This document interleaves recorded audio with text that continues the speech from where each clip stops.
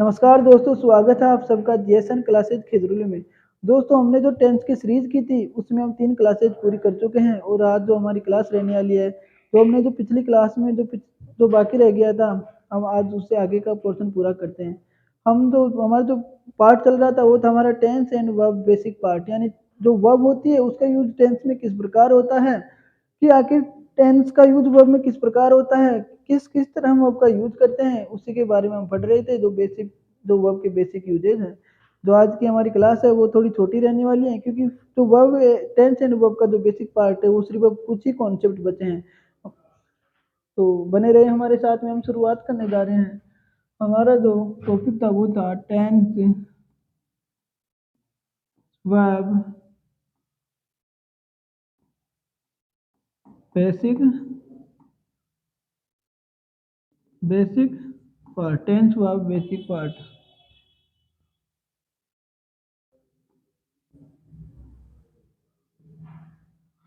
हमने पिछली क्लास में जो कॉन्सेप्ट कर लिए थे, आज हमारा जो अगला कॉन्सेप्ट है वो जो पिछली क्लास में हो गया था उससे अगले हम जो कॉन्सेप्ट है वो हम शुरुआत करने जा रहे हैं।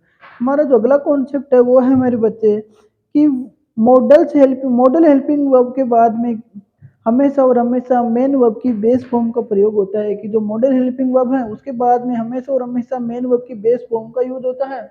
उसके बाद में उसके बाद में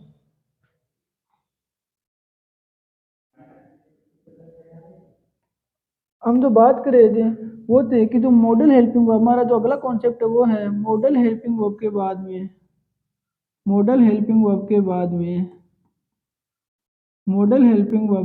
में हमेशा और हमेशा मेन वर्ब की फर्स्ट फॉर्म का यूज होता है या बेस फॉर्म का यूज होता है। मॉडल हेल्पिंग वर्ब के बाद में सामान्यतः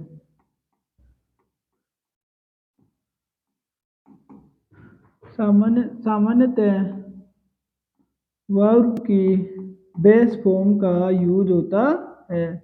वर्ब की बेस फॉर्म का यूज होता है तथा इसके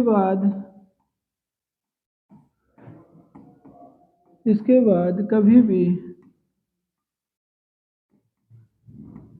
भी टू इन्फिनेटिव अर्थात टू का यूज नहीं होता है।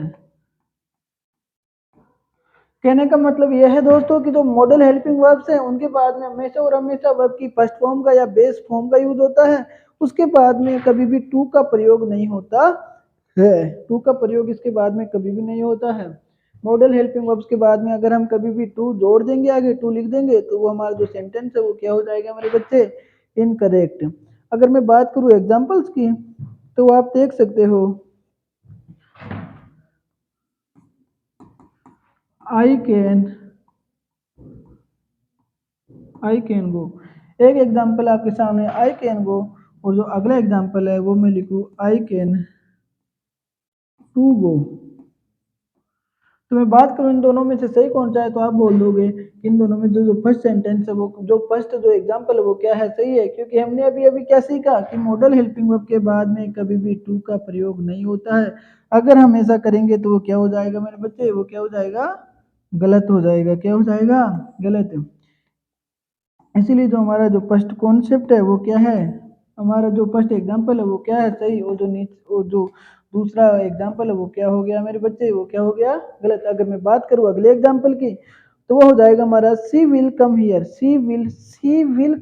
अगर मैं बात करूँ अगले एग्जांपल की, तो हो जाएगा सी विल कम हियर, कि वह यहाँ आएगी। अगर मैं इसकी जगह ये लिख दूं मेरे बच्चे कि सी विल टू कम हियर, यानी मैं विल मॉडल के साथ में मैंने क्या जोड़ दिया, टू प्रीपोजिशन जोड़ दिया। यानी विल मॉडल के साथ में क्या जोड़ दिया, मैंने प्रीपोजिशन जोड़ दिया, जिस वजह से हमारा जो सेंटेंस हो गया वो क्या हो गया, इनकरेक्ट हो गया। क्योंकि किसी भी वर्ब के साथ में अगर कोई प्रीपोजिशन जोड़ देते हैं तो वो क्या हो जाती है मेरे बच्चे, फ्रेजल वर्ब बन जाती है। और यहाँ तो ये कोई वर्ब भी नहीं है, ये क्या है, विल क्या है, एक मॉडल है। और मॉडल के साथ में कभी भी टू का प्रयोग नहीं किया जाता। मॉडल्स के साथ में मॉडल के साथ में हमेशा वर्ब की बेस फॉर्म का यूज होता है।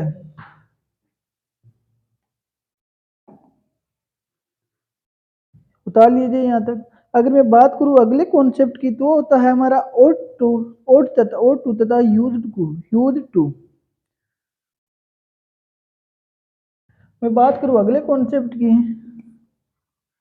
तो हमारे पास यहाँ पे क्या होती है मेरे बच्चे, जो एक्सेप्शंस होती है, यानी दो क्या होती है हमारे पास, अपवाद होते हैं। कुछ वर्ड होते हैं आपने सुना होगा अपवाद। अपवाद हर जगह पाए जाते हैं। अपवाद का मतलब होता है जो सबसे अलग हो। और जो इंग्लिश के अंदर जो बेसिक वर्ब्स के अंदर मॉडल्स के अंदर जो वर्ब्स है वो जो अपवाद है वो क्या है, ओट तथा यूज टू। क्योंकि ओट तथा यूज्ड के बाद में किसका प्रयोग किया जाता है मेरे बच्चों, टू का प्रयोग किया जाता है। और वो हमेशा क्या होता है, सही होता है। तो हमारा जो कॉन्सेप्ट है वो क्या है, ओट तथा यूज्ड के बाद हमेशा टू का प्रयोग होता है। यानी सिंपल शब्दों में बात करें हम, यानी सिंपल शब्दों में बात करें तो क्या होता है, और तथा यूज्ड के बाद में टू का प्रयोग होता है। अर्थात और टू तथा यूज टू के बाद में हमेशा क्या आती है, वर्ब की बेस फॉर्म आती है। तथा तथा हमने बात किया था, हमने क्या पढ़ा था कि जो मॉडल्स होती है इनके बाद हमेशा क्या आती है, वर्ब की बेस फॉर्म आती है। और अभी अभी हमने यहाँ पे पढ़ा कि और तथा यूज टू के बाद यूज टू के साथ में हम किसका प्रयोग कर सकते हैं, टू का प्रयोग। तो हमारा जो हमारा जो कॉन्सेप्ट था वो क्या था कि जो मॉडल्स होती है उनके बाद में क्या होती है, वर्ब की बेस फॉर्म का यूज करते हैं। तो इनके साथ भी क्या होगा मेरे बच्चे, वर्ब की बेस फॉर्म का यूज हो जाएगा। तो हमारा जो कॉन्सेप्ट है वो क्या हो गया, और तथा यूज टू के बाद हमेशा टू का प्रयोग होता है। तथा इनके बाद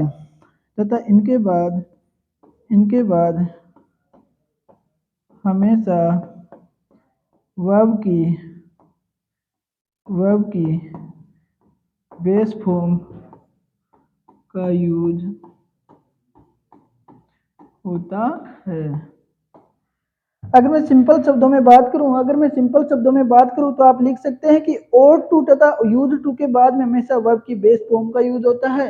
अर्थात आप यहाँ पे लिख लीजिए, अर्थात ओट टू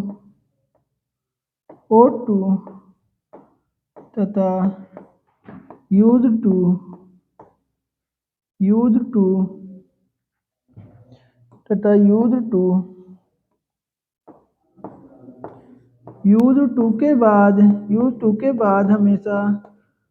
यूज टू के बाद हमेशा वर्ब की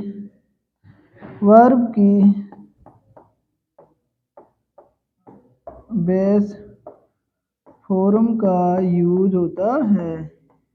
वर्ब की बेस फॉर्म का यूज होता है।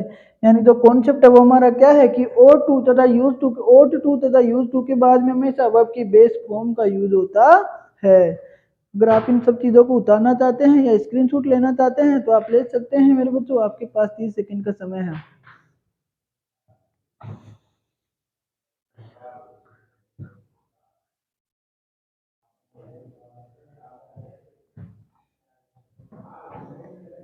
अगर मैं बात करूँ एग्जांपल्स की तो वो हो जाएगा वी ओट या वी ought to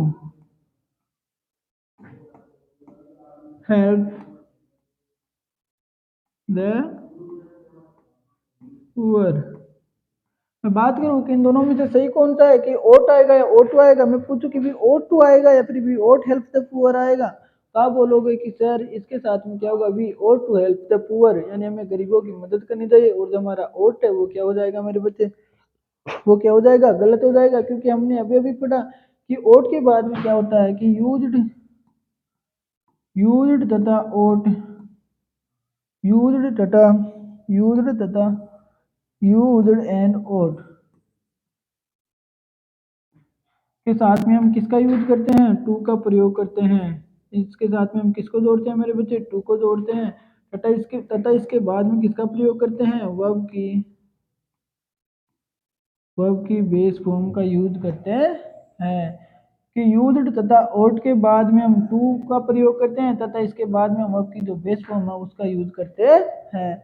अगर मैं बात करूँ अगले एग्जाम्पल की मेरे बच्चे, तो हो जाएगा ही यूज्ड टू, या he used to come late, he used to, he used to come late, he used to come late. तो हमने देखा था कि जो यूज्ड के बाद में हमेशा क्या होती है, हम टू का प्रयोग करते हैं तथा यूज्ड टू के बाद में हम किसका प्रयोग करते हैं, वर्ब की बेस फॉर्म का। तो हमारी दोनों जो चीजें हैं वो बिल्कुल चाहिए। तो हमारा जो वाक्य है वो भी क्या हो जाएगा मेरे बच्चे, वाक्य भी क्या हो जाएगा, बिल्कुल करेक्ट। और जो हमारा जो कम है वो हो गया इसमें मेन वर्ब, हमारा जो कम है वो हो गया मेन वर्ब। और जो यूज्ड टू है, यूज्ड टू क्या हो गया हमारा एडजेक्टिव, क्या हो गया एडजेक्टिव। क्योंकि यूज टू क्या दिखा रहा है, इसकी आदत दिखा रहा है कि ही यूज टू कम लेट, यानी वह लेट आने का आदी है, यानी वह लेट आया करता था। क्योंकि जो यूज टू है, क्योंकि जो यूज टू है, क्योंकि जो यूज टू है, क्योंकि जो यूज टू है, यूज टू का मतलब ही क्या होता है मेरे बच्चे, to become habitual, to become habitual अर्थात आदि होना, यानी किसी चीज का आदि होना, किसी चीज का आदि होना, यानी किसी आदत के बारे में बताना, अपनी प्रेजेंट की आदत के बारे में बताने या पास्ट की आदत के बारे में बताने के लिए हम किसका प्रयोग करते हैं, यूज टू। जैसे मैं बात करूं मेरे बच्चे की, आई यूज टू प्ले क्रिकेट, मतलब मैं क्रिकेट खेला करता था, यानी मैं क्रिकेट खेलने का आदी हूँ। मैं बात करूं अगला मैं बात करूं अगले अगले एग्जांपल की, वो हो जाएगा मेरे बच्चे ही यूज टू, या he use walk in the morning. मैं बात करूं अगले एग्जांपल की, तो हो जाएगा example he use to, he use to, या he use walk in the morning. तो हम हमारा जो सेंटेंस है हम उसमें देखें कि इसके साथ में यूज टू आएगा या यूज्ड आएगा, तो आप बोल दोगे कि सर इसके साथ में तो क्या आएगा, यूज्ड आएगा। क्योंकि हमने पढ़ा था कि यूज्ड के साथ में टू का प्रयोग होता है और उसके बाद में वर्ब की बेस फॉर्म का यूज होता है, इसलिए इसके साथ में क्या आ जाएगा, यूज टू आ जाएगा। और जो हमारा जो यूज्ड है वो क्या हो जाएगा मेरे बच्चे, इनकरेक्ट, क्योंकि इसके साथ में क्या नहीं प्रयुक्त हुआ मेरे बच्चे, टू। जो ये जो यूज टू वाला कॉन्सेप्ट है वो क्या है, एक फ्रेजल वर्ब है। फ्रेजल वर्ब क्या होती है, किसी भी वर्ब के साथ में, phrasal verb, phrasal verb, phrasal verb क्या होती है, किसी भी वर्ब के साथ में अगर हम प्रीपोजिशन लगा दें तो जो वो वर्ब होती है उसका अर्थ परिवर्तन हो जाता है और वो एक नया अर्थ देती है, जिसे हम क्या बोलते हैं, फ्रेजल वर्ब्स। तो ये जो यूज टू है वो एक क्या है मेरे बच्चे, फ्रेजल वर्ब है।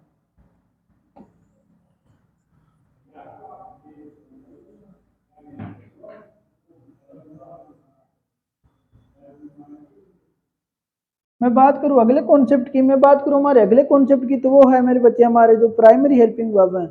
हमारे जो मॉडल हेल्पिंग वर्ब थी वो क्या होगी मेरे बच्चे, समाप्त। मॉडल हेल्पिंग वर्ब से जितने भी प्रकार के क्वेश्चन बन सकते थे वो हमने देख लिए, और जितने भी कॉन्सेप्ट थे वो पूरे हो गए। अब आप मॉडल हेल्पिंग वर्ब से जो भी क्वेश्चन आएगा वो आप अच्छी तरीके से बिल्कुल करेक्ट कर सकते हो।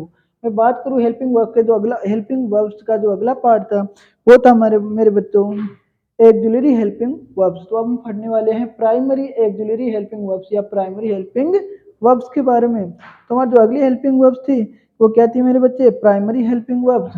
वो क्या थी, हमारी जो अगली वर्ब्स थी वो क्या थी मेरे बच्चे, प्राइमरी हेल्पिंग वर्ब्स। वो क्या थी, प्राइमरी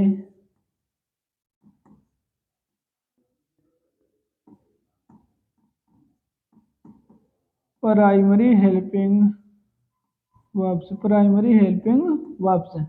प्राइमरी हेल्पिंग वर्ब्स के बारे में हम किन वर्ब्स का प्रयोग करते हैं या क्या होती है ये प्राइमरी हेल्पिंग वर्ब्स। तो मेरे बच्चे प्राइमरी हेल्पिंग वर्ब्स का प्रयोग हम मेन वर्ब और हेल्पिंग वर्ब दोनों के रूप में कर सकते हैं। यानी वे वर्ब्स जिनका प्रयोग हम सहायक क्रिया के रूप में भी कर सकते हैं। ये मेन एक्टर और मुख्य एक्टर दोनों की भूमिका निभाती है। आपने अक्सर मूवीज में देखा होगा कि एक जो हीरो होता है वो मेन हीरो होता है और उसके साथ में एक दूसरा हीरो होता है, वो क्या होता है, उसका सहायक एक्टर होता है। ज्यादातर आपने जो साउथ की मूवीज होती है उनमें आपने ऐसा देखा होगा कि जो मेन एक्टर होता है उसके साथ में जो जो कॉमेडियन होता है, अभिनंदन क्या नाम है उसका, उसको रखते हैं। तो उसी का ये जो वर्ब के अंदर जो उसी का रोल है वो क्या कौन निभाती है मेरे बच्चों, प्राइमरी हेल्पिंग वर्ब से। यानी ये क्या निभाती है, ये मेन एक्टर अर्थात मेन वर्ब का रोल के साथ में क्या निभाती है, अपने हेल्पिंग वर्ब्स की भी भूमिका निभाती है। यानी इनका प्रयोग हम मेन वर्ब्स और हेल्पिंग वर्ब्स दोनों रूप में कर सकते हैं। इनका प्रयोग हम इनका प्रयोग हम इनका प्रयोग हम इनका प्रयोग हम मेन वर्ब व हेल्पिंग वर्ब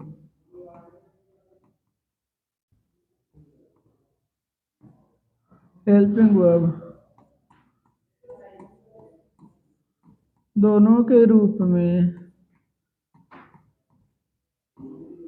कर सकते हैं कर सकते हैं। यानी कि हमारे जो मॉडल हेल्पिंग वर्ब थी उनकी क्या विशेषता थी मेरे बच्चों की, उनका प्रयोग हम सिर्फ हेल्पिंग वर्ब के रूप में कर सकते थे, जबकि जो प्राइमरी हेल्पिंग वर्ब है इनका प्रयोग हम मेन वर्ब व हेल्पिंग वर्ब दोनों रूप में कर सकते हैं। मैं बात करूं प्राइमरी हेल्पिंग वर्ब्स होती कौन कौन सी है, तो वो हमारे पास तीन हो जाती हैं, बी, डू तथा हैव। कौन कौन सी है, मैं बात करूं प्राइमरी हेल्पिंग वर्ब्स की, तो वो कौन कौन सी है मेरे बच्चे, बी, डू तथा हैव। ये जो बी, डू तथा हैव ये क्या है मेरे बच्चे, इन्हें क्या बोलते हैं, इन्हें बोलते हैं प्राइमरी हेल्पिंग वर्ब्स। और ये सेंटेंसेज के अंदर मेन वर्ब की भी भूमिका निभा लेती है और हेल्पिंग वर्ब की भी भूमिका निभा लेती है। तो मैं बात करूँ एग्जाम्पल की, तो मैं आपको बताऊं आई एम ए टीचर, अर्थात क्या हो गया हमारा example, I am a teacher. मैं बात करूँ एग्जाम्पल की, तो मैं आपको एग्जाम्पल दे रहा हूँ, आई एम ए टीचर। जो एम है वो किससे बना है मेरे बच्चे, तो बी वर्ब है। बी वर्ब के अनेक फॉर्म होती है, प्रेजेंट में इज एम आर, पास्ट में वाज वर, पास्ट में क्या हो जाती है मेरे बच्चे, वाज वर।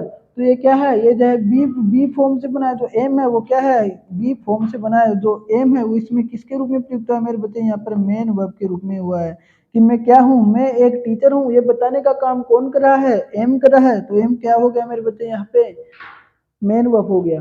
मैं बात करूँ अगले एग्जाम्पल की हमारा, तो अगला एग्जाम्पल हो जाएगा he is playing cricket. He is he is playing playing cricket. अगला एग्जाम्पल क्या है मेरे बच्चों, ही इज प्लेइंग क्रिकेट। तो इसके अंदर हमें क्या देख रहे हैं कि इसके जो प्लेइंग जो वर्ड है, प्लेइंग जो वर्ब वो क्या है मेरे बच्चों, मेन वर्ब है। और मेन वर्ब के साथ में जो इज है वो भी क्या है, एक वर्ब है। और वो कैसी वर्ब है, वो हेल्पिंग वर्ब है। तो इस प्रकार आप समझ गए होंगे कि जो जो बी, डू तथा है अर्थात जो प्राइमरी हेल्पिंग वर्ब्स हैं वो मेन वर्ब तथा हेल्पिंग वर्ब दोनों की भूमिका अच्छी तरीके से निभा लेती है। यानी इनका प्रयोग हम चाहे सेंटेंसेस के अंदर किसी भी रूप में करें, चाहे हम मेन वर्ब के रूप में करें या हेल्पिंग वर्ब के रूप में करें, ये दोनों ही प्रकार से क्या होती है मेरे बच्चों, करेक्ट होती है। मैं बात करूं अगले एग्जाम्पल की, तो वो हो जाएगा, मैं बात करूं अगले एग्जाम्पल की, तो वो हो जाएगा आई हैव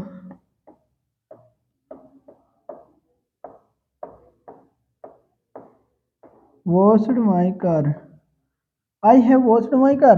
तो इसमें हमने देखा कि जो वॉश है, वॉश की सेकंड फॉर्म क्या यूज किया है हमने, वॉश्ड। वॉश्ड के साथ में क्या है, वॉश्ड क्या है, मेन वर्ब है। मेन वर्ब है और कैसी वर्ब है, वर्ब की सेकंड फॉर्म है, वर्ब की सेकंड फॉर्म है। और मेन वर्ब के साथ में जो है वो किस प्रकार यूज किया हमने, हैव का हेल्पिंग वर्ब के रूप में। यानी कि हमारा जो हम कहने का मतलब क्या हुआ कि जो हेल्पिंग प्राइमरी हेल्पिंग वर्ब है उनका यूज हम हेल्प मेन वर्ब तथा हेल्पिंग वर्ब दोनों प्रकार से कर सकते हैं। और तथा हमारी जो प्राइमरी हेल्पिंग वर्ब्स हैं वो होती कौन कौन सी है, तो प्राइमरी हेल्पिंग वर्ब्स होती है बी, डू तथा हैव। बी के बारे में आपको अच्छी तरीके से पता है कि is am are was were. तथा डू के बारे में आपको पता है डू, डज तथा हैव के बारे में हैव, हैड। ये सब इनके क्या होते हैं, इनके टेंसेज के हिसाब से इनके पार्ट्स होते हैं। जो हम अगली क्लास के जो टेंस के अंदर जो विस्तार से टेंस के बारे में समझेंगे, उन सब के बारे में, इन सब के रूप होते हैं उनकी चर्चा करेंगे। यहाँ तक अगर कोई उतारना चाहता है या स्क्रीनशॉट लेना चाहता है तो ले सकता है मेरे बच्चों।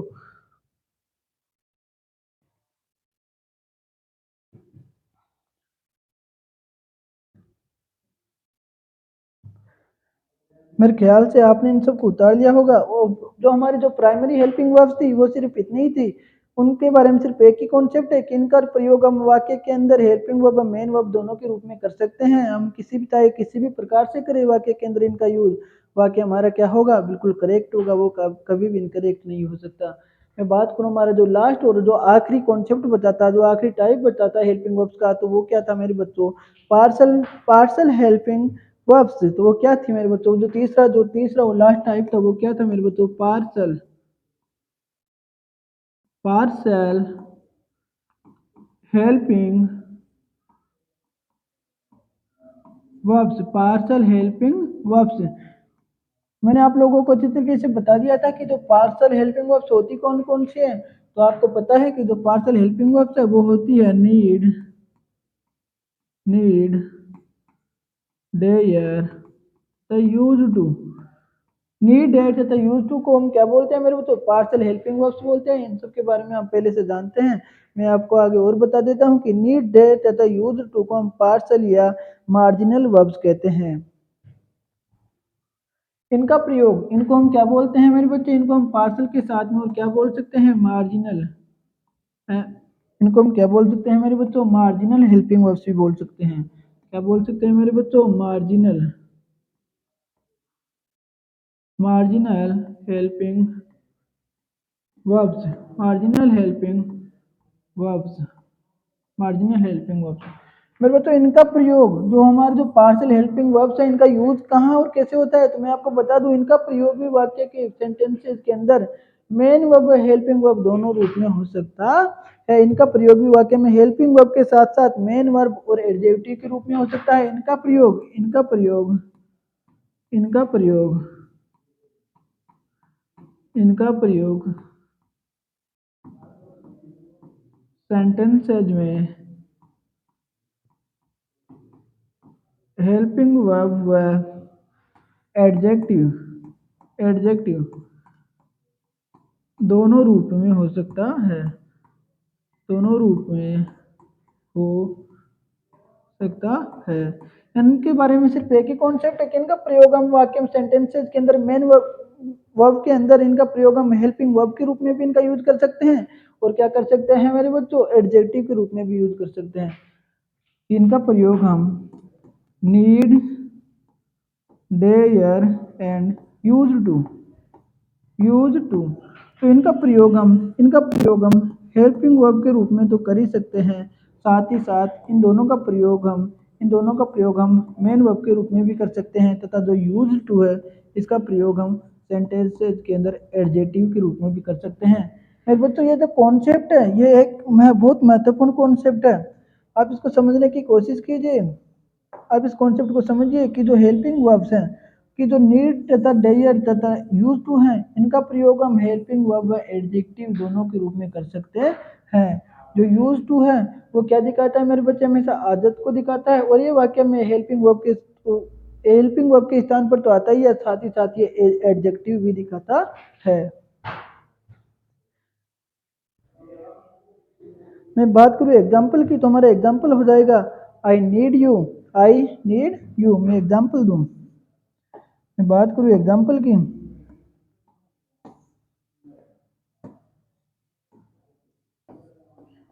तो हमारा एग्जाम्पल हो जाएगा I need you. I need you यानी मुझे तुम्हारी ज़रूरत है। मैंने एग्जाम्पल दिया आई नीड यू, मुझे तुम्हारी ज़रूरत है। तो मेरे बच्चे यहाँ पे जो नीड है वो क्या हो गया, मेन वर्ब। यहाँ पे जो नीड है वो क्या हो गया, मेन वर्ब। मैंने बोला था कि जो नीड है वो मेन वर्ब के रूप में भी आ सकता है, हेल्पिंग वर्ब के रूप में भी आ सकता है। मैं बात करूँ अगले एग्जाम्पल की, तो वो हमारा अगला एग्जाम्पल हो जाएगा I need not come tomorrow, you need not come tomorrow, यानी तुम्हें कल आने की जरूरत नहीं है। You need not come tomorrow, you need, मैं बात करूँ अगले एग्जाम्पल की, तो हो जाएगा you need not come tomorrow, you need not come tomorrow, यानी कि तुम्हें कल आने की जरूरत नहीं है। तो ये हमारा जो यहाँ पे जो नीड है वो क्या हो जाएगा मेरे बच्चे, नीड यहाँ पे क्या हो जाएगा, हेल्पिंग वर्ब। और जो हमारी जो मेन वर्ब है वो क्या हो जाएगी मेरे बच्चे, कम, यानी कम क्या हो जाएगी मेरे बच्चे, मेन वर्ब। और मैंने आपको बोला था कि कभी भी मॉडल हेल्पिंग वर्ब्स के बाद में या हेल्पिंग वर्ब्स के बाद में हमेशा वर्ब की बेस फॉर्म का यूज किया जाता है, तो बेस फॉर्म हमारी आ गई। अगर कोई इन सब इतनी बातों को अगर कोई उतारना चाहता है या लिखना चाहता है तो वो लिख सकता है या फिर इन सब का स्क्रीनशॉट ले सकता है।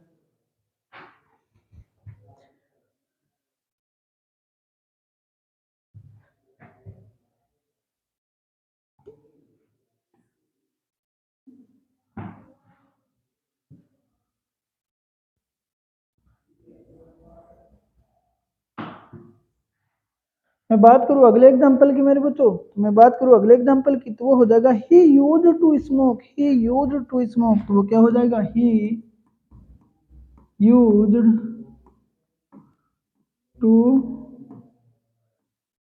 स्मोक, यानी वह क्या है, वह सिगरेट पिया करता था। ही यूज टू स्मोक यानी वह सिगरेट पीने का आदी था। मेरा कहने का मतलब है स्मोक करने का आदी था। वैसे मेरे बच्चों स्मोक करना एक बहुत ही बुरी लत है।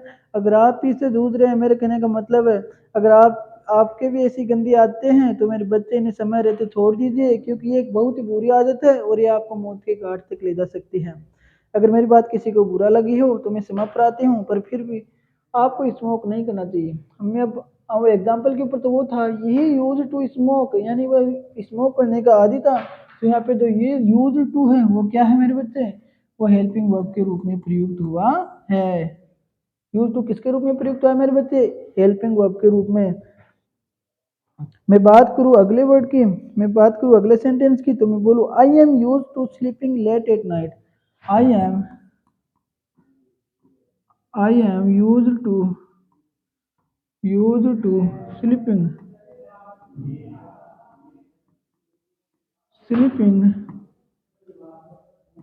Late at night,